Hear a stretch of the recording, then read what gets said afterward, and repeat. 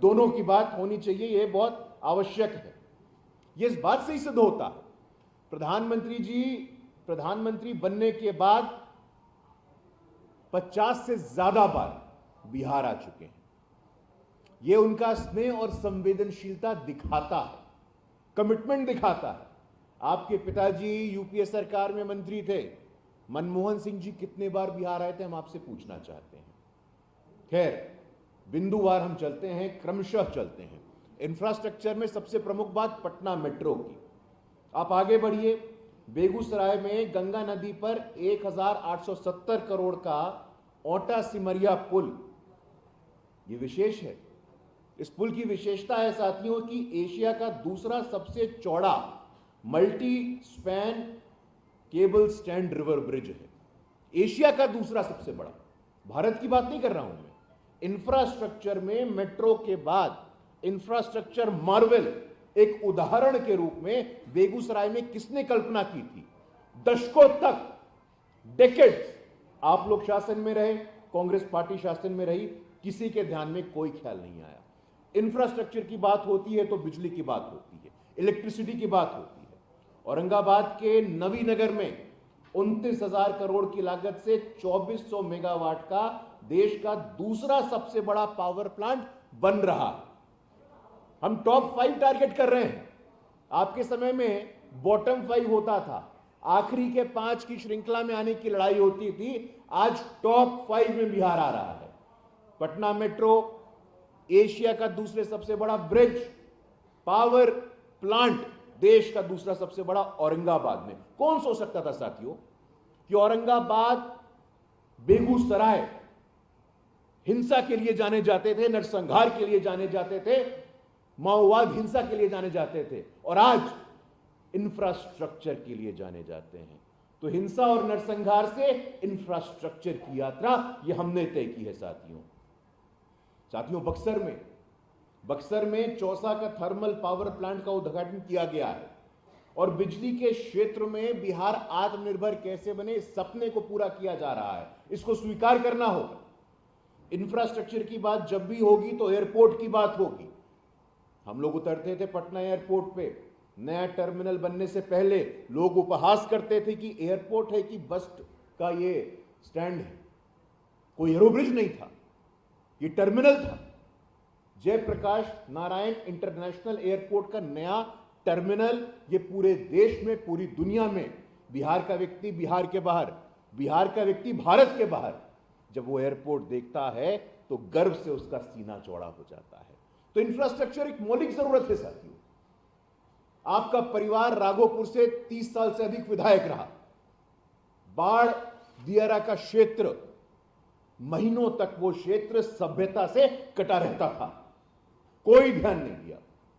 कच्ची दरगाह पुल आप गए होंगे, 6 लेन का ब्रिज गंगा जी के ऊपर बना करके वो क्षेत्र, वो गांव, वहां के लोग इमरजेंसी में अस्पतालों से ना कट जाएं, वहां के बच्चे इमरजेंसी में शिक्षा से वंचित ना रह जाएं, यह आवश्यक है। तो ये इंफ्रास्ट्रक्चर की दृष्टि से यह चर्चा करना जरूरी है कि हमारे लिए बक्सर हो, औरंगाबाद हो, बेगूसराय हो, राघोपुर हो, ये सब हमारी सर्वोच्च प्राथमिकता का केंद्र है। ये पहली बात। दूसरी बात जो मैं आपके समक्ष रखना चाहता हूं, बिहार एकमात्र ऐसा प्रांत है साथियों जहां पे दो all India institute of medical sciences, Patna और दरभंगा। देश में किसी और प्रांत को यह गौरव नहीं प्राप्त है, लेकिन यह प्रधानमंत्री श्री नरेंद्र मोदी जी के स्नेह का परिणाम है कि दो all India institute of medical sciences Bihar को मिला है। हम लोग दिल्ली एम्स जाते हैं, पहले बिहार के मरीजों को ट्रैवल करके, यातनाएं झेल करके अपॉइंटमेंट कैसे मिलेगा, सर्जरी कैसे होगी, कंसल्टेंसी कैसे होगा, क्या सजा थी वो। लेकिन आज पटना में भी और दरभंगा में भी all India institute of medical sciences का काम मजबूती से चल रहा है। इसको ध्यान रखना चाहिए हम लोगों को। हेल्थ की बात हो तो मातृ मृत्यु दर, शिशु मृत्यु दर, इंस्टीट्यूशनल डिलीवरीज वो होते हैं जो अस्पताल में महिलाओं का डिलीवरी होता है बच्चों का। 2005 के पहले क्या आंकड़ा था? 20 से कम। अगर 100 डिलीवरी हो रही है ग्रामीण क्षेत्रों में तो 20 से कम ऐसी डिलीवरी होती थी जो अस्पताल में सुविधाओं के साथ हो रही है। आज 80% से अधिक, 80% से अधिक। और हमारा लक्ष्य है कि हम हर डिलीवरी, एक एक डिलीवरी कैसे इंस्टीट्यूशनल हो, यह हमारी चिंता का विषय है। हर जिले में मेडिकल कॉलेज, यह हमारी प्राथमिकता है। मुजफ्फरपुर में होमी बाबा कैंसर रिसर्च सेंटर, यह उदाहरण है साथियों।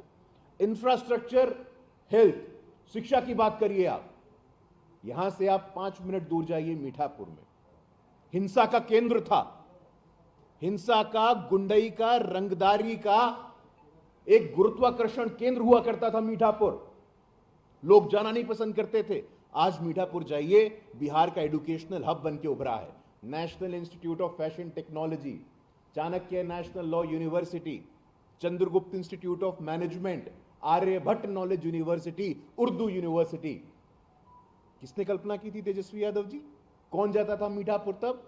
यह आपके ध्यान के लिए, आपके स्मरण के लिए है कि इंफ्रास्ट्रक्चर, हेल्थ, एजुकेशन, ये प्रमुख बातें आपके ध्यान में होनी बहुत आवश्यक है। साथियों, चौथी प्रमुख बात, बिजली की उपलब्धता। मैंने अभी आपको थर्मल पावर प्लांट का उदाहरण दिया। बिजली की उपलब्धता हमारा कमिटमेंट कैसे है, हमारी प्राथमिकता कैसे है? 2005 के पहले बिजली की उपलब्धता क्या थी? मात्र 22% घरों में बिजली आती थी। और कितने घंटे आती थी? 3 घंटे, 4 घंटे। आज 100%, और ये दावे के साथ हम कह रहे हैं, आज बिजली कहीं भी 23-24 घंटे से कम नहीं उपलब्ध है। पटना में 24 घंटे बिजली उपलब्ध है, इसको स्वीकार करना होगा। और आपके टाइम पे बिजली आएगी, पोल लगेगा, करंट मार देगा। कौन कहता था ऐसी बातें? लालू यादव जी, आपने, आपके परिवार ने बिहार को सिर्फ और सिर्फ अंधकार में रखा है, हर प्रकार के अंधकार में रखा है। वो विकास का अंधकार हो, वो प्रकाश का अंधकार हो, वो ज्ञान का अंधकार हो, आपने सिर्फ अंधकार में रखा है। इसको स्वीकार करिए आप। इंफ्रास्ट्रक्चर, हेल्थ, एजुकेशन, बिजली। पांचवी प्रमुख बात जो मैं आपके समक्ष रखना चाहता हूं, रेलवे। जो बात बहुत आवश्यक है। आज लालू जी सुबह ट्वीट कर रहे थे कि रेलवे को लेकर के जो घोषणा हुई है उसका क्या हुआ। लालू जी, आप केंद्र में रेल मंत्री थे। अभी 13 अक्टूबर को दिल्ली के राउज एवेन्यू कोर्ट में आपकी रेल मंत्री काल का काला चिट्ठा खुला है। भारतीय रेल के द्वारा जो 2 होटल थे, आपने अपने मित्र को दे दिया उसका ठेका, और उसके एवज में बेली रोड का 350 करोड़ का जमीन लिखवा लिया। ऐसा हम नहीं कह रहे हैं, ऐसा राउज एवेन्यू कोर्ट ने कहा है। आज रेलवे का नेटवर्क है, आज रेल का नेटवर्क है 20-20 वंदे भारत हैं। और बात हो रेलवे की तो हमें एक और बात आपके समक्ष रखना जरूरी है कि दानापुर, आरा, छपरा, भागलपुर और दरभंगा में रेलवे इंफ्रास्ट्रक्चर को जाके देखिए, स्टेशंस को देखिए। Samastipur Darbhanga double line, electrification, मालगाड़ी टर्मिनल्स, इनकी शुरुआत हो गई। ये पांचवी बात। एक बात मैं इसमें और जोड़ना चाहता हूं। आज सुबह लालू जी ने ट्वीट किया कि 12,000 ट्रेन की घोषणा हुई थी छठ में जो लोग आ रहे हैं उनके लिए। हिसाब मांग रहे थे लालू जी। आपके समय ये आंकड़ा कहता है छठ के समय लोग कितने कष्ट में बिहार आते थे। 178 ट्रेनें चली थी, only 178 train during the festival of Chhath. आज 12,000 ट्रेनें चल रही हैं और सबका ब्यौरा मिनिस्ट्री ऑफ रेलवेज ने खुद लालू जी के ट्वीट पर वेरीफाई करके कहा है। Infrastructure, health, education, electricity, railway. छठी प्रमुख बात है प्रधानमंत्री किसान सम्मान निधि। किसानों को सशक्त कैसे करना। बिहार के 86 लाख से अधिक किसानों को 18,000 करोड़ से अधिक की सीधी सहायता दी जा चुकी है। सातवीं बात, प्रधानमंत्री आवास योजना। अब तक बिहार में 50 लाख से अधिक घरों का निर्माण हो गया है। आठवीं बात इंडस्ट्री की होती है। बरौनी रिफाइनरी का आधुनिकीकरण और विस्तार के लिए 16,000 crore. Buxar thermal power plant, fertiliser unit. उच्च शिक्षा में क्रांति। नवीं बात, केंद्रीय विश्वविद्यालय गया, केंद्रीय विश्वविद्यालय मोतिहारी, नालंदा में इंटरनेशनल यूनिवर्सिटी जहां पे अंतरराष्ट्रीय students from Europe, students from south America, students from Asia वो आते हैं। और नालंदा विश्वविद्यालय का जो गौरव था 4वीं शताब्दी में, ध्यान रखिए आप लोग, ऑक्सफोर्ड और कैम्ब्रिज जो हम कहते हैं और हार्वर्ड कहते हैं वो 11वीं शताब्दी, 12वीं शताब्दी, 13वीं शताब्दी का है। उससे 600 साल पहले इस बिहार की ज्ञान की भूमि पे नालंदा विश्वविद्यालय हो गया था, जो विश्व के इतिहास का पहला आवासीय विश्वविद्यालय था। लॉजिक, फिलॉसफी, थियोलॉजी, रिलीजन, आध्यात्म सबकी पढ़ाई होती थी वहां पे। इसलिए, और आखिरी बात जो 10वीं बात है वो है जल जीवन मिशन। बिहार में 1.5 करोड़ से अधिक ग्रामीण परिवारों तक पानी पहुंच गया है। ये मौलिक 10 बातें मैं आपके बीच में रखना चाहता था, जिसमें मूलतः infrastructure, health, education, electricity, railways, किसान, जल और हायर एजुकेशन, ये बातें बहुत प्रमुखता से तेजस्वी यादव जी को बताना जरूरी है कि एक तरफ तो विकास की बात हो रही है और दूसरी तरफ आदरणीय तेजस्वी यादव जी, आज चर्चा हो रही है, मंडल के मसीहा बताते हैं ना खुद को, कहते हैं मंडल कमीशन की सिफारिशें लागू हुई थी। जिस व्यक्ति ने लालू यादव जी को राजनीतिक संरक्षण दिया, स्वर्गीय शरद यादव जी, स्वर्गीय शरद यादव जी की भूमिका थी, इतिहास के पन्नों में दर्ज है, मंडल कमीशन के सिफारिशों को लागू करने में निर्णायक भूमिका निभाई थी। उस महान समाजवादी जनवादी नेता के पुत्र के लिए आपके यहां स्थान नहीं है। हां, स्थान है एक व्यक्ति के लिए, एक दुर्दांत अपराधी शहाबुद्दीन, जिनके भय से पूरा सिवान कांपता था। राष्ट्रीय जनता दल ने अपना पहला सिंबल, पहला टिकट उस व्यक्ति को दिया है। तो स्वर्गीय शरद यादव, मंडल पुरोधा, समाजवादी नेता, जनवादी नेता, उनके पुत्र के लिए स्थान नहीं है। एक दुर्दांत अपराधी शहाबुद्दीन के पुत्र के लिए स्थान है आपके यहां। आप क्या जताना चाहते हैं कि जंगल राज का भय दिखा करके आप सत्ता में आना चाहते हैं? हम भूले नहीं है साथियों, चंदा बाबू के पुत्रों को तेजाब में नहला करके मार दिया गया। पत्रकारों पे लगातार आक्रमण होते रहे उस भय के राज में। सीपीआईएमएल के, जिनके साथ आजकल आप गठबंधन में हैं, वहां पे छोटेलाल गुप्ता की हत्या हो, तमाम ऐसे आरोप उस व्यक्ति के ऊपर है। और चर्चा यह भी है, मैं सुन रहा था अभी कांग्रेस के प्रभारी हैं कृष्णा अल्लावरू, वो कह रहे थे कि हमने डिप्टी सीएम का पोजीशन रिक्त छोड़ा हुआ है। विचित्र बात है, मंत्रिपरिषद भी तय कर लीजिए आप। उप मुख्यमंत्री बनाएंगे धर्म और जाति के आधार पे। कई सूत्र बता रहे थे, क्यास लगाया जा रहा है कि इस दुर्दांत अपराधी के सुपुत्र ओसामा को कहीं गलती से ये लठबंधन की सरकार आ गई तो उप मुख्यमंत्री का चेहरा बनाना चाहते हैं। विचित्र बात है सर, जिनके विचारों में स्वर्गीय शरद यादव के लिए स्थान सम्मान नहीं है, जिनके विचारों में कल चुनाव आया तो आपको सीताराम केसरी जी की याद आई है।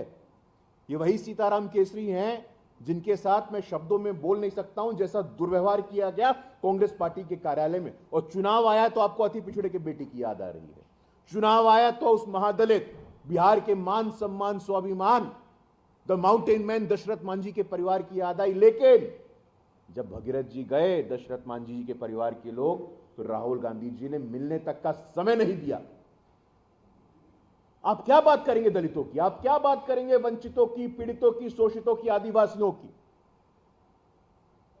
जननायक कर्पूरी ठाकुर जी को श्रद्धा सुमन अर्पित करके प्रधानमंत्री जी ने अपने चुनाव का आगाज किया है। साथियों, में समझना होगा, ये वही लोग हैं। और ये संकर्षण ठाकुर जी ने अपने पुस्तक में लिखा है कि कर्पूरी ठाकुर जी को कपटी ठाकुर बोलने वाला व्यक्ति, उनका स्वास्थ्य खराब हुआ तो उनको जीभ से वंचित करने वाला व्यक्ति उनकी विरासत पर राजनीति करना चाहता है। तो या वो अति पिछड़े समाज के जननायक कर्पूरी ठाकुर हो, सीताराम केसरी हो, पिछड़े वर्ग के स्वर्गीय शरद यादव हो, दलित समाज के, महादलित समाज के हमारे माउंटेन मैन, हमारे मान सम्मान स्वाभिमान दशरथ मांझी हो, आदिवासी अस्मिता की बात करने वाली पार्टी जेएमएम हो, कोई स्थान नहीं है, कोई सम्मान नहीं है, कोई भागीदारी नहीं है, कोई प्रतिष्ठा नहीं है। प्रतिष्ठा किसके लिए है? दूध का दूध, पानी का पानी हो गया है। तमाम तरह के शब्दों का उपयोग करते हैं आप, इस बात को पचा नहीं सकते हैं। पहली बार देश के इतिहास में आदिवासी की बेटी संविधान के सर्वोच्च स्थान पे पहुंची है तो भारतीय जनता पार्टी के शासन में पहुंची है। एक अति पिछड़ी जाति का सामान्य परिवार का चाय बेचने वाला व्यक्ति देश का इतना ताकतवर प्रधानमंत्री बनता है जो दुनिया भर में भारत को चौथी सबसे बड़ी आर्थिक शक्ति बनाता है। आपको पचता नहीं है यह बात।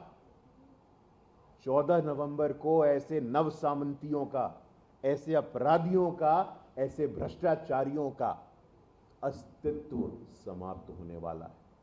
आप निश्चिंत रहिए, आप आश्वस्त रहिए, बिहार भूल के भी उस भय, भ्रष्टाचार, अपराध और हिंसा के दौर में नहीं जाएगा। बहुत बहुत धन्यवाद साथियों। अगर कोई सवाल है तो आप पूछ सकते हैं।